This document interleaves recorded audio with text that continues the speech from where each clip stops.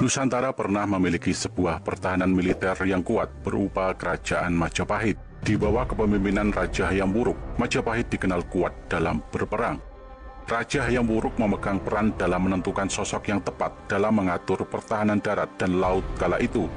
Hayam Wuruk memiliki dua pemimpin militer yang jenius, yaitu Gajah Mada dan Empu Lembunala. Mengutip buku kumpulan cerita Majapahit, karya penulis Ayu Hanafik, RBABD, Gani dan Evi Sudhyar, terbitan Dinas Pendidikan Kabupaten Mojokerto pada tahun 2020. Kedua tokoh militer Majapahit tersebut dikenal kuat dalam menjaga pertahanan laut dan darat. Kepemimpinan Raja Hayam Wuruk menjadi salah satu masa puncak kejayaan Kerajaan Majapahit. Siklus perekonomian yang berjalan baik membuat Majapahit dikenal sebagai negara yang kuat dan diakui oleh kerajaan tetangga. Majapahit juga memiliki hubungan dagang dengan berbagai negara seperti Thailand, Singapura, dan Malaysia. Pada saat itu teknologi transaksi dagang juga sudah diterapkan. Pada masa Majapahit telah menggunakan mata uang logam sebagai alat transaksi ekonomi. Selain kekuatan ekonomi, Majapahit juga dikenal memiliki pertahanan militer yang sangat kuat dan sulit untuk dikalahkan. Hayam Wuruk mengandalkan dua angkatan militernya di darat dan laut kepada dua orang yang berbeda, yaitu Gajah Mada di darat dan Empu Lembunala yang berada di laut. Sebagian sahabat pencinta sejarah tentu tahu sepak terjang Gajah Mada. Kali ini kita akan mengulas kembali sedikit tentang Panglima Perang Gajah Mada. Gajah Mada dilantik menjadi Mahapatih pada masa Ratu Tribuana Tunggadewi. Mahapatih Gajah Mada dikenal sangat pandai dalam mengatur strategi, baik operasi intelijen, penyerangan maupun pertahanan darat. Gajah Mada juga hampir selalu memimpin berbagai peperangan yang dilakukan oleh Majapahit. Lewat kecerdasan dan kesaktiannya membuat Majapahit sulit untuk dikalahkan oleh kerajaan manapun. Dia juga sering merakit senjata-senjata yang digunakan oleh seluruh prajurit militer Majapahit.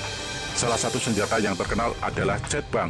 Sosoknya lekat dengan peristiwa terkenal yaitu Sumpah Palapa, yang mana dirinya dan Majapahit berhasil menyatukan Nusantara. Nama Empu Nala dikenal sebagai salah satu tokoh di Kerajaan Majapahit bertangan dingin dan kepintarannya. Ia menjadi Panglima Majapahit atau Rakrian Tumenggung. Sosok Empu Nala disebut-sebut sejak zaman pemerintahan Raja Tribuana Tunggadewi hingga Hayam Wuruk. Empu Nala berhasil membangun ratusan kapal tangguh dan pasukan gagah berani untuk melaksanakan misi menaklukkan Nusantara sesuai Sumpah Palapa Mahapatih Gajah Mada. Kapal-kapal perang Majapahit yang disebut sebagai Jung Jawa dengan meriam cetbang saat itu merajai lautan dan sangat disegani. Ketangguhan Empu Nala memimpin angkatan perang Majapahit tercatat dalam Kakawin Nagara Kretagama, Prasasti Prapanca Sarapura, Prasasti Batur, Prasasti Bendosari, Prasasti Palungan, dan Prasasti Sekar. Empu Nala diangkat menjadi Panglima Majapahit oleh Raja Tribuana Tunggadewi. Sosok yang juga terkenal sebagai Laksamana Nala ini sering berada di pelabuhan Ujung Galuh yang saat itu merupakan pangkalan angkatan laut Kerajaan Majapahit. Keinginannya memperkuat armada perang Majapahit terwujud setelah Empu Nala berusaha membongkar rahasia konstruksi kapal perang peninggalan tentara Mongol. Kapal-kapal itu dipakai memperkuat angkatan laut Majapahit. Ia menemukan bahwa konstruksi badan kapal laut tentara Mongol yang gemuk menjadi titik kelemahan karena membuat sistem navigasi kapal sulit untuk dikendalikan. Hingga akhirnya Empu Nala merancang bentuk kapal yang ideal bagi angkatan laut Majapahit. Dia mampu merancang badan kapal yang lebih ramping, namun kapasitasnya jauh lebih besar daripada kapal sebelumnya. Kapal temuan inilah yang disebut dengan Jung Jawa. Kapal hasil desain Empu Nala tersebut mampu menampung ratusan prajurit angkatan laut Kerajaan Majapahit beserta perbekalan untuk hidup di tengah lautan. Selain desain yang sangat bagus, kapal perang angkatan laut Majapahit juga dilengkapi meriam cetbang yang dikenal dengan keganasannya dalam setiap pertempuran. Meriam karya Mahapatih Gajah Mada yang dipasang di kapal-kapal perang angkatan laut Majapahit itu membuat para pelaut dari Eropa was-was saat melewati perairan Nusantara. Pembenahan Angkatan Laut Majapahit akhirnya mampu dituntaskan oleh Laksamana Nala yang kemudian memimpin ekspedisi maritim ke seluruh Nusantara di bawah pengawasan Mahapatih Gajah Mada.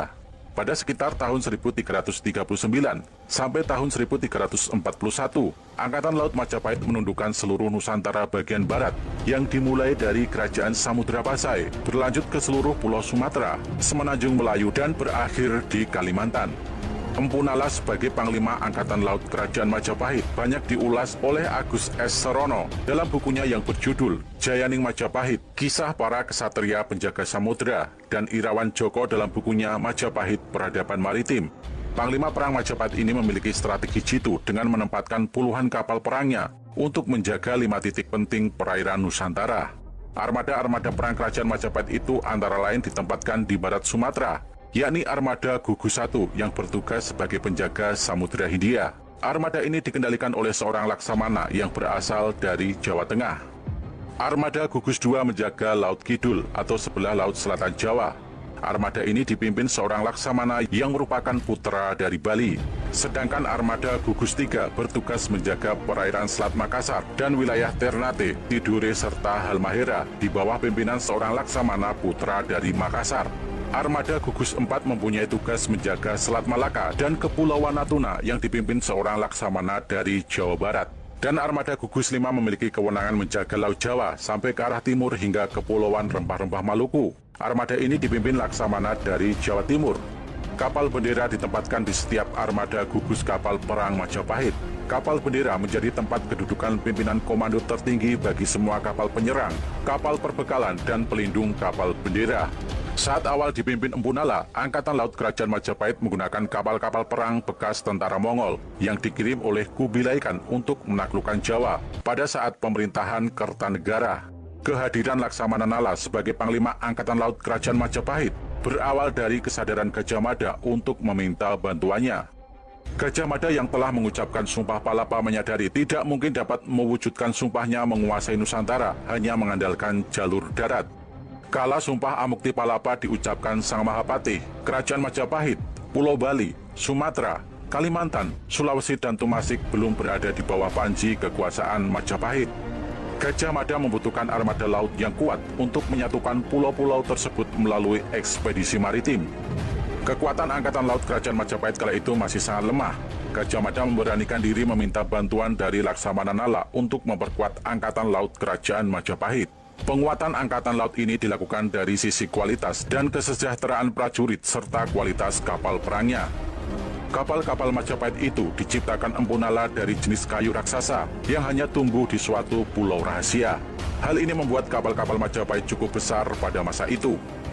Empu Nala berhasil membangun Angkatan Laut Kerajaan Majapahit menjadi terbesar dan terkuat di dataran Asia Tenggara. Angkatan Laut Kerajaan Majapahit di bawah pimpinan Laksamana Nala memiliki sekitar 40.000 tentara. Kekuatan ini membuat Majapahit disegani di kawasan Asia Tenggara, bahkan hingga Kekaisaran Cina. Laksamana Nala menjadi Panglima Angkatan Laut pertama Kerajaan Majapahit yang memiliki kejeniusan tinggi pada zamannya.